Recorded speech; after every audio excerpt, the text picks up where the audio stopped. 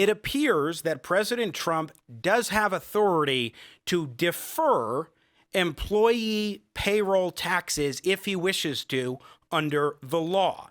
The CARES Act, as I understand it, defers the employer portion. Apparently, the president has the discretion regarding employee. That does not mean he can wipe it clean, and that's not what he's doing. He's saying, let's defer it, let's postpone it to another point in time when you will have to pay that back. Again, he can't cancel it. His order doesn't do that. He's going to use that as a re-election pledge. You vote for me, and I will wipe clean the taxes that you will owe because of this deferral. In addition, President Trump wants to continue to defer student loan payments and hold off on interest per congressional deference. That is to say that Congress authorized this originally in the program, and it appears that President Trump has some authority to continue that particular initiative. His eviction order, dealing with a moratorium on evictions, he's looking at having his top Trump administration officials, including the Housing and Urban Development Secretary, Ben Carson, consider different options that he has at his disposal. He's not actually moving forward with something. That's when we may have an issue. So in those areas, it seems that he's within congressional authority, but as I was saying, that doesn't mean that it's a constitutional grant of authority from Congress to the president. The legally problematic one is the unemployment provision, where he says he wants to continue with up to $400 in unemployment benefits per week, enhanced benefits to people instead of $600. And to fund it, he's pulling up to $44 billion from a disaster relief fund under the auspices of FEMA, the Federal Emergency Management Administration. That is, it seems, not only not authorized under statute, under the law, but also under the Constitution. It is essentially the president usurping the power of the purse from Congress, as Barack Obama did on an Obamacare issue. He is using his pen and his phone, in essence, to move money in a way that he is not allowed to do, in a very troubling way. And on policy grounds, I would say all four of these, ill-advised. Let's dive into this in greater depth with research fellow at the Heritage Foundation, Joel Griffith, joins us here on Jimmy at the Crossroads. Joe, welcome back to the show. It's good to talk with you, sir. Hey, you too. Thanks for having me, Jimmy. Thanks for coming on. So did I do all right in my summation there? I know that you're particularly a policy guy, but I'm curious your thoughts on some of the legal avenues and the summary that I just presented about the 4 executive orders on the part of President Trump this past Saturday, Joe. Oh, yeah, I thought that was an excellent job summarizing what these executive orders will do. I will take just one small thing I'd like to maybe dive into a bit with you. Please. Is whether or not the suspension of the employee portion of the payroll tax is even legal.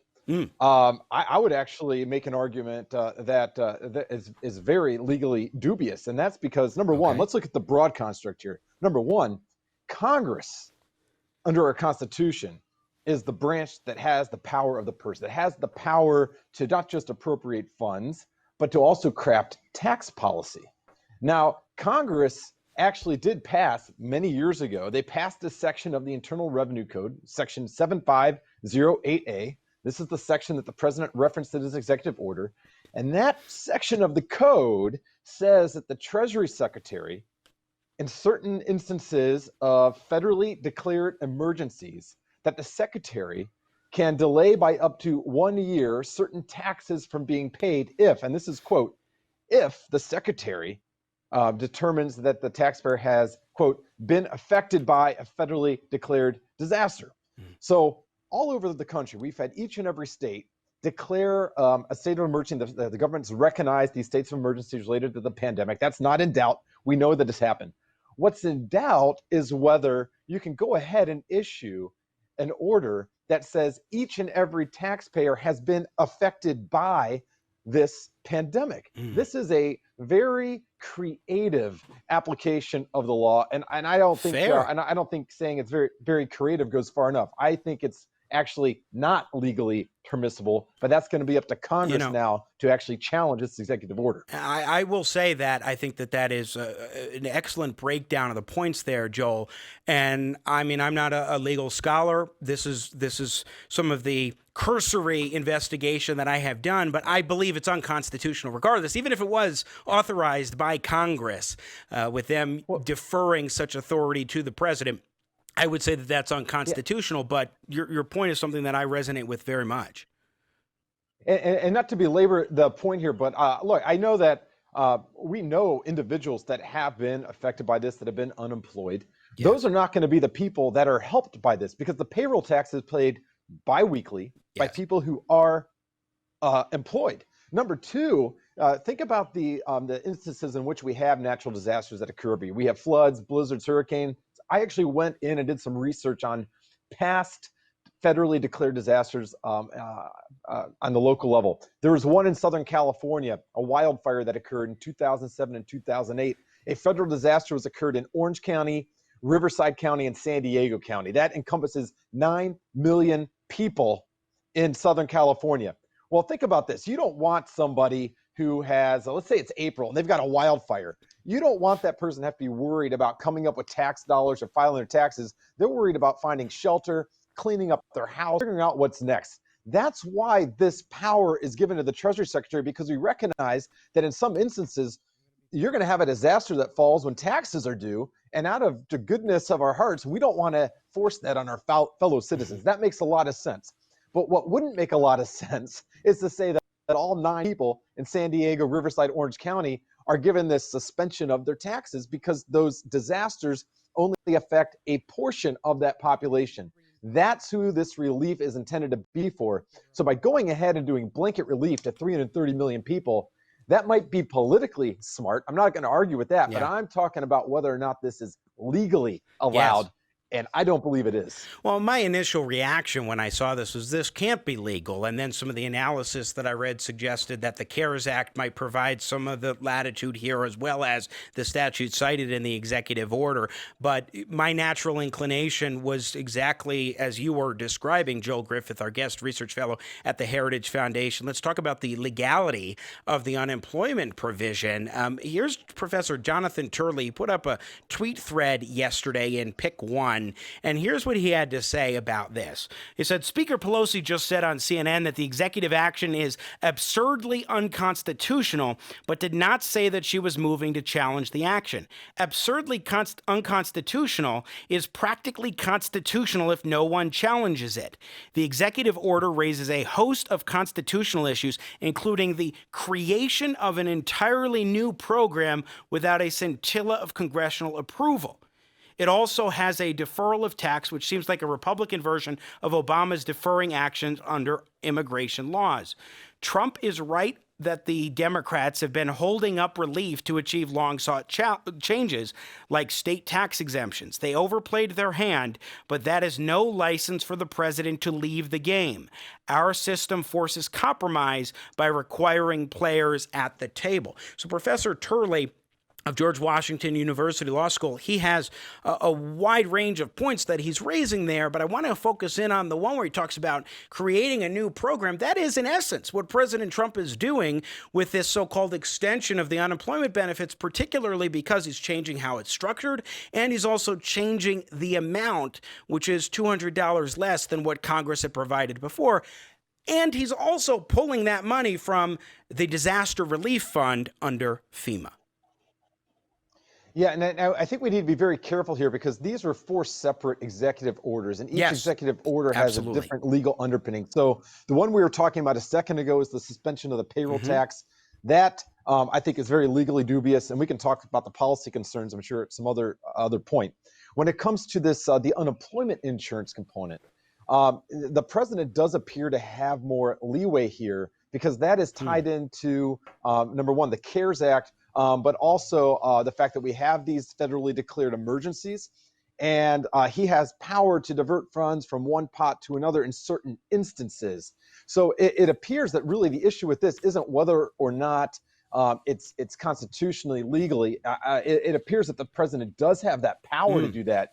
The focus on this, I think, should be more on whether or not there's the funds that are going to be available, because some of the funds on which he's relying upon, some of these disaster funds, are limited. And of course, to replenish those funds, now you have to have Congress replenish the funds. And it's really undetermined exactly how long these new $400 benefits are going to last without Congress going ahead and doing their job, which is to appropriate. And look, I get what the administration is dealing with here. I think it's very understandable. They want to help people.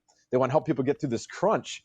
And they're dealing with a very obstinate Congress that doesn't seem to want to move forward. I understand that. And I think on this, he's trying to do a stopgap measure. But once those funds run out, then he's going to run into the problem of how to get more of these funds appropriated. And that is going to be lying on this one, I would disagree with you and more agree with Rick Santorum. Let's play cut 17. This is Senator Santorum being asked on CNN about his criticisms of President Obama, particularly on taking money from one pot and using it towards Obamacare in a way that it was not prescribed for.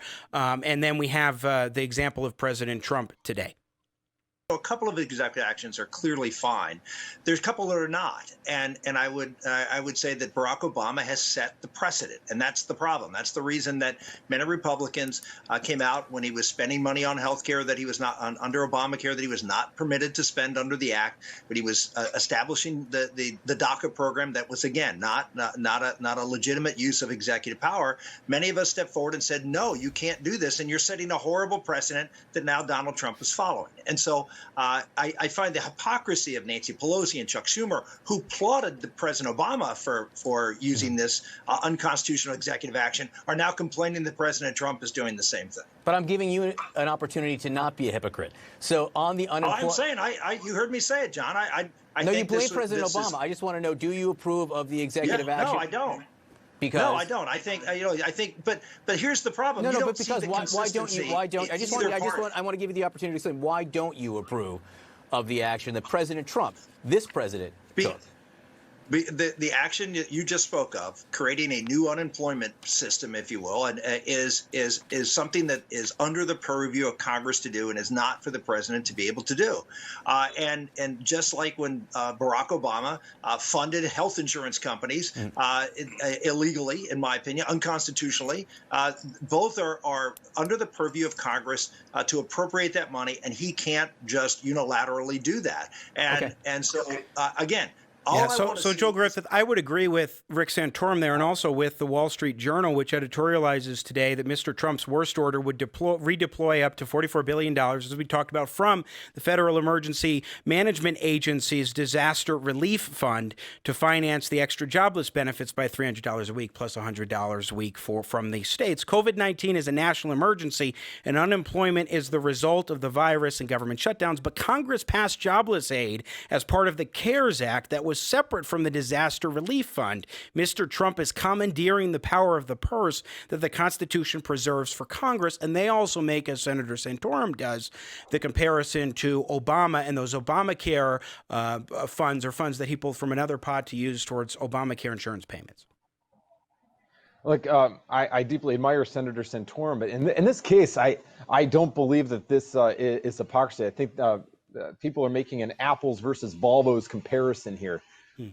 When it comes to the unemployment insurance, really, Congress should be the one coming in here and actually crafting this policy. Of course. But when it comes to going ahead and temporarily extending these benefits, what the president has done, he's taken unobligated resources that are already set aside in the Treasury Relief Fund, and he's repurposing that to go ahead and make these temporary extensions. I'd prefer Congress get involved, but what the president is doing does not appear to be a violation of the law on this. This has been something that's actually been ongoing throughout the pandemic, where these funds are repurposed for various reasons. And the executive branch, under the way those the authorizing legislation was written, the executive branch does have quite a bit of power to basically evaluate the terms in which those funds are being used. And like you mentioned, this has to be temporary because there's only, I believe it's what, $40-something billion left. So this is going to be just a stopgap. Once those funds are expended, then Congress is going to have to replenish those funds. So I do think the president has some legal leeway on this one, especially compared to the very novel interpretation of the law when it came to the suspension of the payroll tax, which is completely different. So I will respectfully disagree with you on this particular point, but I do want to get to the policy aspect of this, the idea of $400, because Democrats are critical of that. In part, they're saying, oh, I don't think that President Trump has the authority to do this, but at the same time, he's not giving enough money. We should really be doing $600 in benefits. And it's so interesting because there is a statement put out a couple of months ago by Jason Furman, former economist in the Obama administration, and Timothy Geithner, former Treasury Secretary in the Obama administration, as well as a couple of other liberal economists who said, look, you shouldn't do $600 a week after July. You should move it down to $400. Now, I would contend that $400 is even too steep. I think the $200 enhancement amount that Republicans have talked about is more reasonable. But it is interesting that you have a couple of noted economists from the Obama administration saying, hey, this idea of $400 is something we should move forward with. And now it is executive action. President Trump takes on the $400 amount. What do you make of that?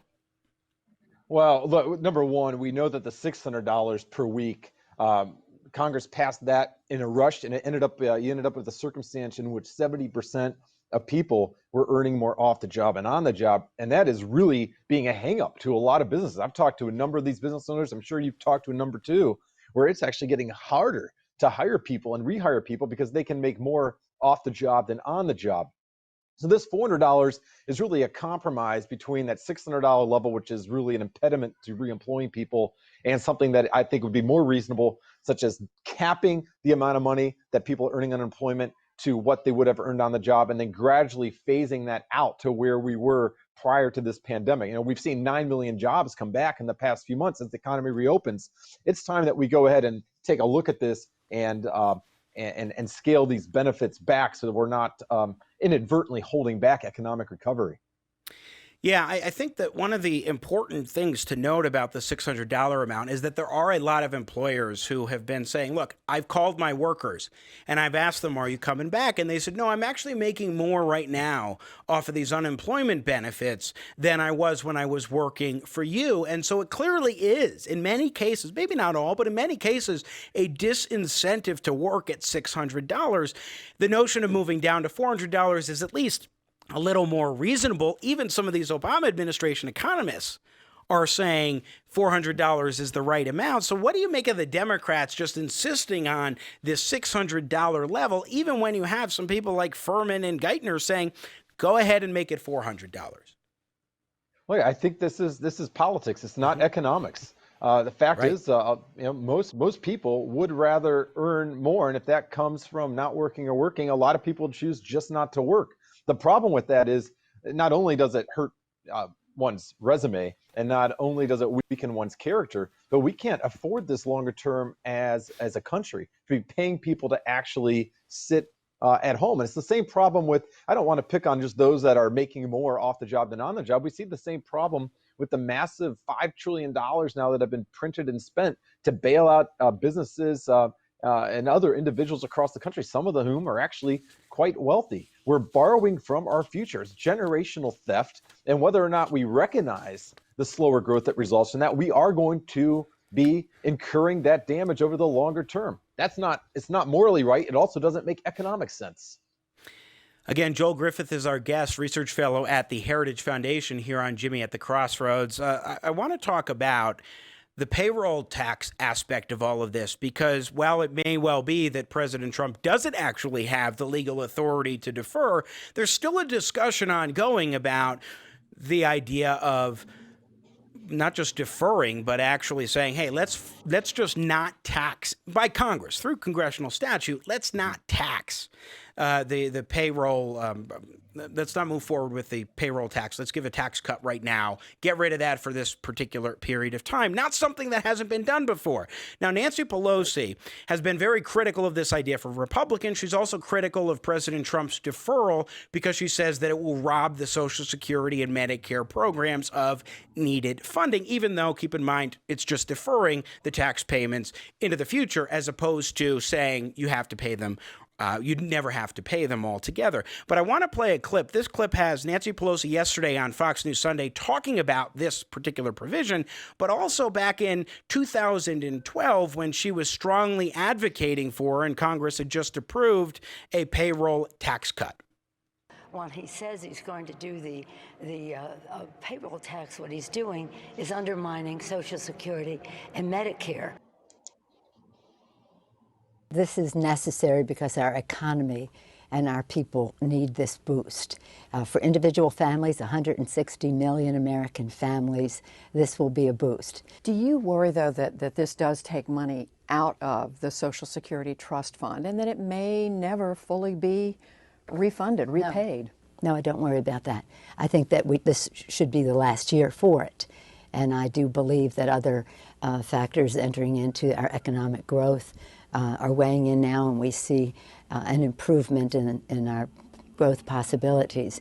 But I think 1 or 2 years, no, the trust fund can handle that. Trust fund can handle 1 or 2 years, yet now Nancy Pelosi doesn't think that the trust fund, as it's described, which is already giving IOUs to the federal general fund time and again, because it's not just the way that the program is structured is already troublesome. But what do you make of this sort of change in tune on the payroll tax cut idea from Speaker Pelosi, Joe Griffith?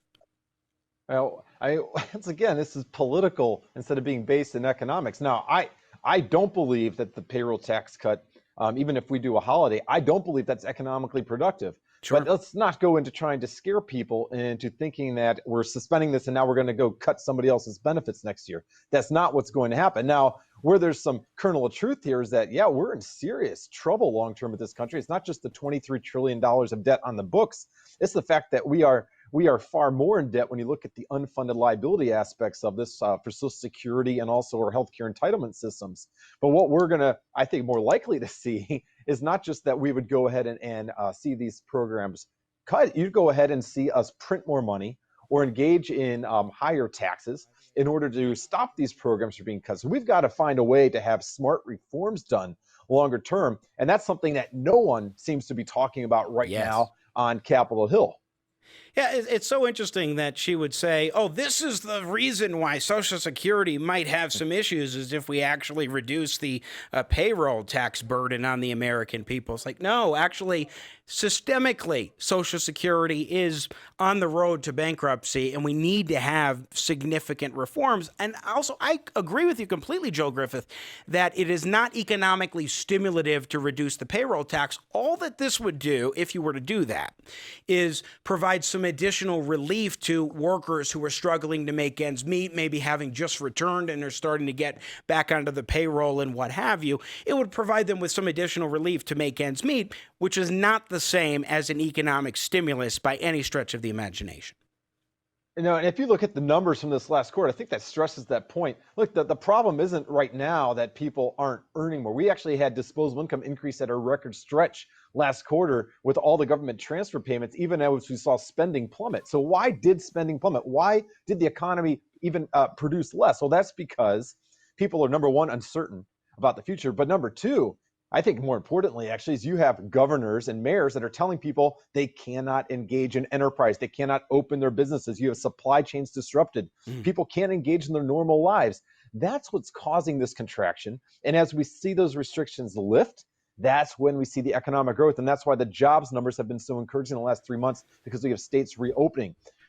Giving people a temporary boost through a payroll tax holiday, if Congress approves it, it might be a political winner as people see that in their paychecks, but once again, we're borrowing from our future, and it's not going to have that economic boost that we hope for. And like you said, we tried this in the Obama era, and the Congressional Budget Office estimates that for every dollar of these taxes basically punted to the future generations, it only generated 30 to 90 cents of economic growth. So we took a loss on that right off the bat. We said we're borrowing from the future. Yeah. It's not economically smart. It's also not morally right. So final question for you, Joel Griffith. What should policymakers actually look at? Like in our ideal situation, Congress passes a bill that has a reasonable approach to the economy and doesn't take steps that, like the Great Depression, with the New Deal, prolonged the Great Depression, the Great Recession, policies under Barack Obama slowed the recovery. If we were to look at smart pro-growth policies, rooted in the free market at this moment to help continue this job growth trajectory, what should it include? Well, I think, first of all, Congress needs to recognize that there's a limited amount the federal government can do to undo the damage from COVID-19, because this is a result mainly of state and local governments and their economic restrictions. We have to be able to smartly reopen on the state and local level to see the economy bounce back. Second of all, for long-term growth, we need permanent tax cuts in a smart way, which means incentivizing income earning and incentivizing savings and investments. And especially when it comes to investments, that's what produces the long-term growth, and that's what produces the growth and productivity that allows everyone, whether they're middle class, low class, or upper class, to have a better quality of life. That's what Congress should be focusing on. Yeah, I would like to see the elimination of the capital gains tax outright in my ideal world. I'm not holding my breath that that's ever going to happen, but maybe at some point we could see a reduction. Unfortunately, I don't see anything focusing on investment really making headway through Congress this year. We'll have to see what happens after the November election. Joel Griffith, research fellow at the Heritage Foundation. Always like a little bit of disagreement, some strong points of agreement, and a vibrant discussion here on the program. Thanks so much for joining us on Jimmy at the Crossroads today. Hey, thank you, Jimmy. Thank you. Once again, Joel Griffith joining us from our friends at the Heritage Foundation. Always fascinating insights. It is really interesting that he found more legal dubiousness, shall we say, with the payroll tax provision, the payroll tax executive order that President Trump has moved forward with, which I've seen more scholars agree with or think has more legal standing, versus the unemployment provision, which I very much believe is not only forbidden under statute, but I think it is unconstitutional outright. Thanks for watching this clip from Jimmy at the Crossroads. You do not want to miss a minute of engaging, intelligent talk. Subscribe today to the Jimmy at the Crossroads YouTube channel, and you'll be sure to catch our live broadcast. I appreciate your support. I got Jimmy at the crossroads, making sense out of no sense.